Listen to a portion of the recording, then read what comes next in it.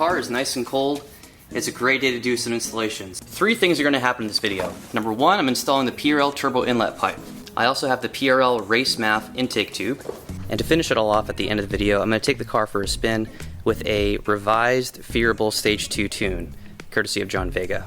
After I get everything on, before I take off, I will clean this up a little bit too. Let's get started. First, I'm going to take the Street MAF intake tube out and the intake box.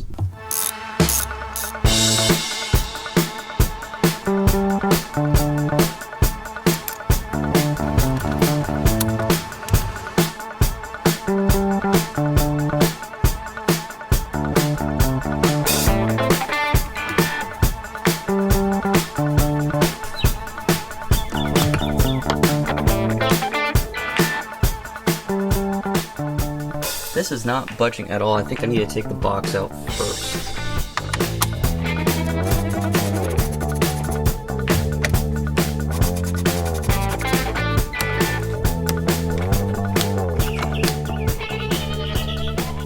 Don't forget that 10 mil back there.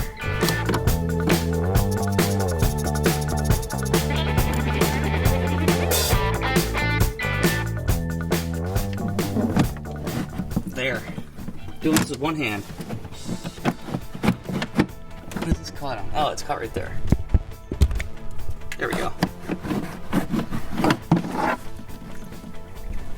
Since I'm known to lose stuff, I'm going to tighten this back down randomly right here, as well as this clamp after I get it loosened off. Actually, that's probably good right there. Just so I don't misplace them. Just enough so it's not going anywhere. Okay, now I'm going to see how difficult this is to get out.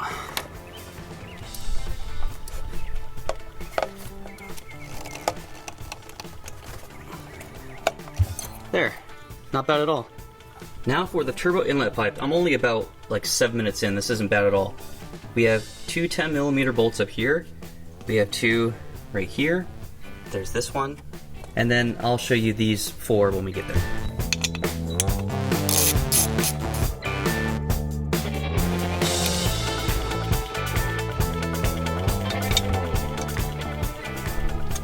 Alright, for this you're gonna have to take your extension off.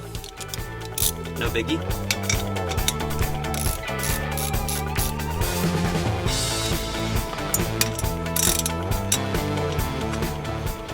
Honestly, you can take these out by hand after you break them. Not much resistance at all with these. So this is now loose, as well as this. Now I'm going to get back here for this guy.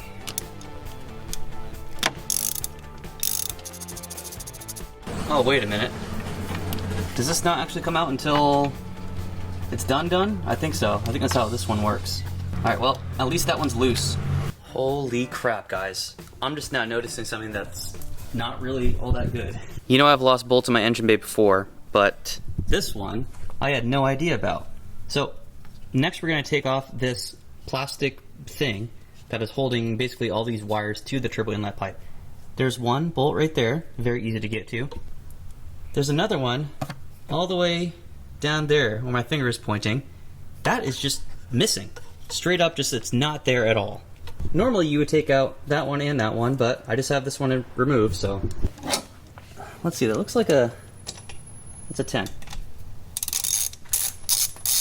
I actually have taken out the turbo inlet pipe before when I did the downpipe install. This is the MAPerformance catted downpipe. So I know I can do the job. I just really don't look forward to taking off the next 2 bolts, which I'm about to show you. Right before we do that, I am going to disconnect this plug right here, which is connected to the electronic wastegate. I feel like I should take my ring off while I'm doing this. Probably should. Dude, how the hell do you fit your finger in there? That's what she said. There. That is what I just disconnected. Our first bolt that we need to take off can be seen right there. Pretty sure it's a 12mm. I have a 6-inch extension and a 12mm socket. Let's see if we can rock it. Yep, got it on. Okay, I just broke it. The good kind of break. This is what my hand placement looks like in order to get that first bolt up on the left side.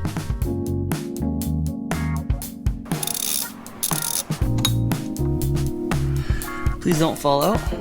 I gotcha. Hell yeah. First one out. Okay, if I move this out of the way, you can see the other bolt right there. It's the top one. There's really no good way to show you this, but I'm gonna stick with a 6-inch extension, see if that will work. How the hell did I do this? Oh, okay. Well, I'm on, but I have no range of motion.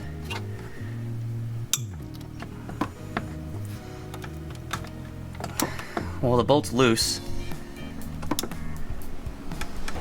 Okay, well, there we have it. I'm getting it. I don't know how I'm gonna get it out though. I'm gonna risk it for this shot. I'm holding it like this. I'm gonna try something. Charlie, no, we're not doing that. Almost hand tight. I need to stop this from wiggling around.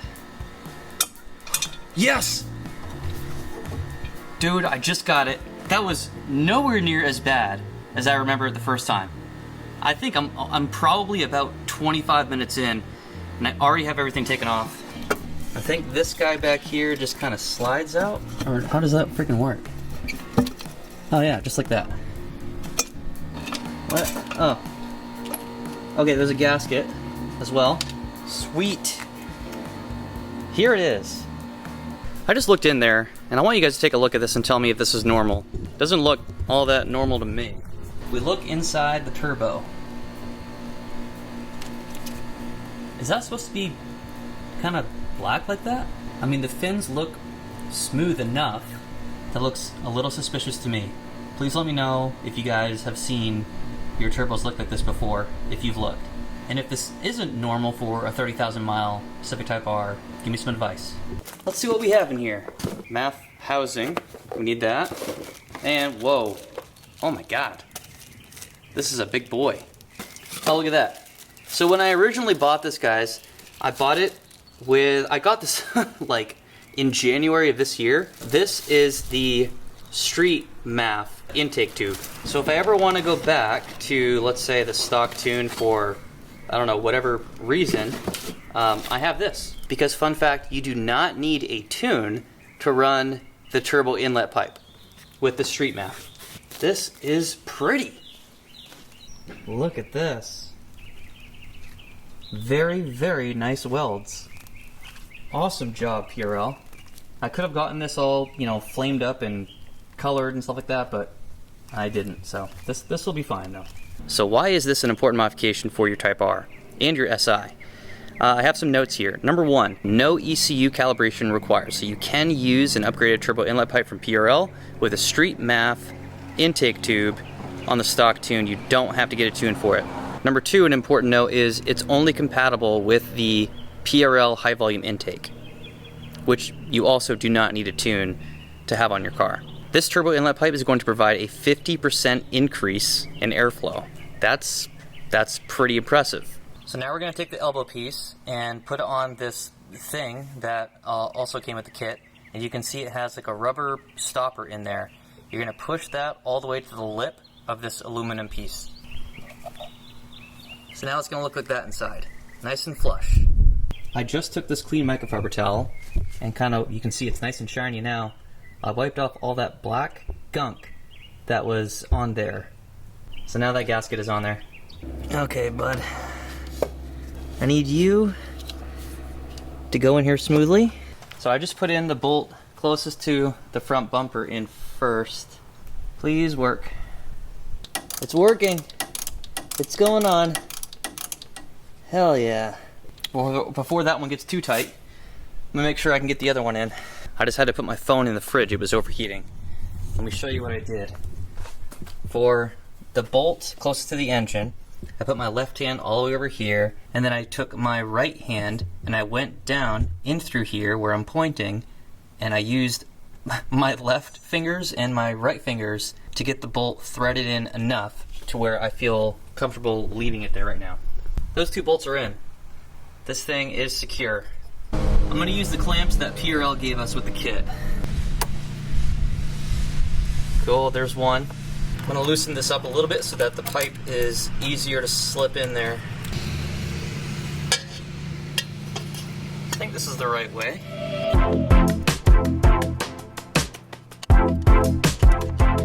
Now I'm trying to straighten it out. So what I'm gonna start doing now is tightening everything back up just a tiny bit so it's all in place. And then I'm gonna mock up the intake as well. Make sure everything is as well fitted as possible before I do the final tightenings. Make sure you put one of these on here before you slip on the intake tube.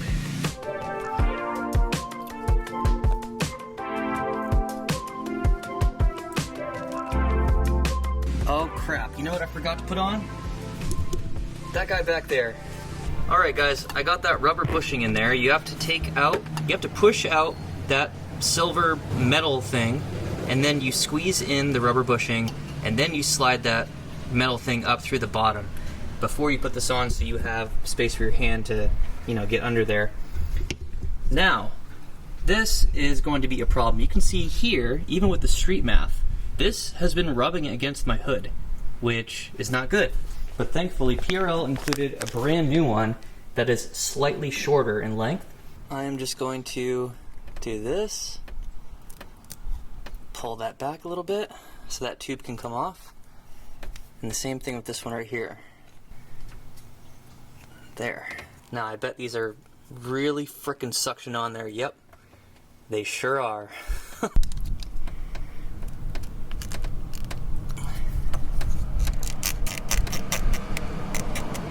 Okay, that one's off. You can hear that creaking sound? That's the sound of this hose coming off of this plastic, whatever the heck this thing is. There. Little comparison here. The one on the right is the one that PRL gave us. You can see it's noticeably shorter. It's gonna help out a lot. That one's on. While I'm here, I am going to put this guy right there. I'm gonna slip this in. Okay, it's flush all over the place. This is good. Now, I'm gonna tighten this, put this clamp back here, and this one back there. Damn it, dude, I forgot the little frickin' thing over here. Gosh darn it. Jeez, that's the third time I've taken this race MAF off, and I haven't even actually gotten to start the car yet.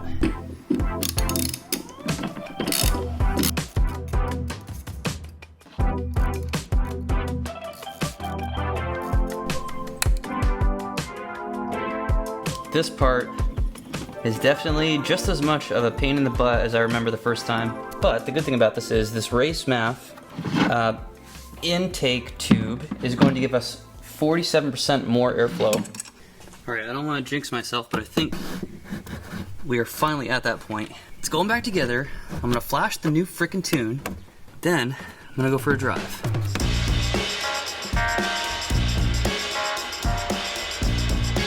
There.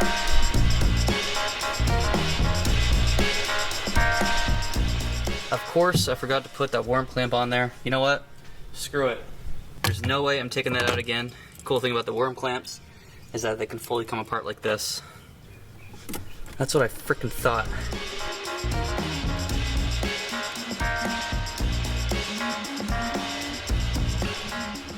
Oh my god, the frickin'... Where's the thing that plugs into this? God damn it. That was really not that bad. The installation was just... It was kind of tricky. There were a lot of little things that I was missing, as usual. But this is what it looks like up close. It's really nice to see brand new shiny parts under the hood. Now, I really do need to clean up the rest of this, but here we go. These are not tightened down completely yet because I was leaving it a little loose so I could twist this. I had to end up twisting this, if we're looking at it this way, clockwise, just a tiny bit, so these would clear the engine cover. So now I'll make my final adjustments. I have this little 1/4 inch ratchet right here. That's what I use to make sure these are tight.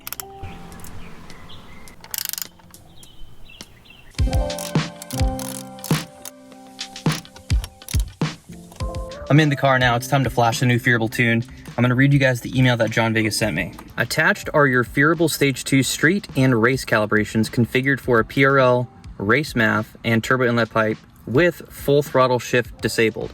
So John thinks that, you know, during that race versus the Mark 7 GTI a few weeks ago, up above like 5,500 RPM, it was breaking up a tiny bit. He thinks that's because I may have been slightly, ever so slightly, resting my foot on the clutch pedal, which I don't think I was, but he says most of the time, like 99% of the time, that is the issue that people have. So he sent me a tune with full throttle shift completely disabled. We'll find out shortly enough when I take it out in the street. He also said, make sure you do not have any air leaks. He says, note, I have seen the PRL turbo inlet tip flanges not be machined flat and cause an air leak directly at the turbo inlet. That doesn't sound good. Next video, I am going to be doing data logs. This video, I just need to see if everything works. So I'm going to flash the tune. Like I said, you guys know the drill. I've shown this a couple times on my channel. I was reading on the forum this morning and I saw some pretty sketchy stuff. People have experienced their car starting very awkwardly after they're installing these parts, but let's see.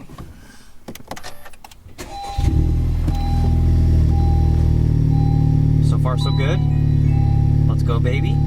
Yep, we're gonna get all these lights. You guys know the drill.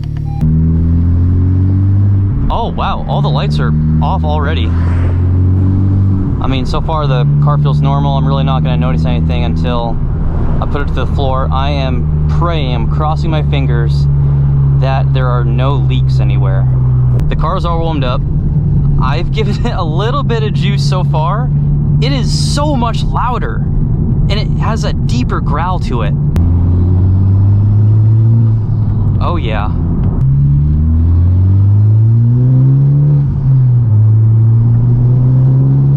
Oh yeah. All right, that was 10 PSI, up to 4,000 RPM. Listen to me just give it a little bit of throttle in fifth. It is absolutely louder.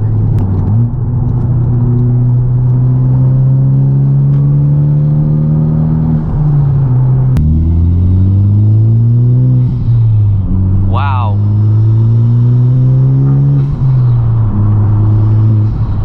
Now's my time. Let's try fourth gear.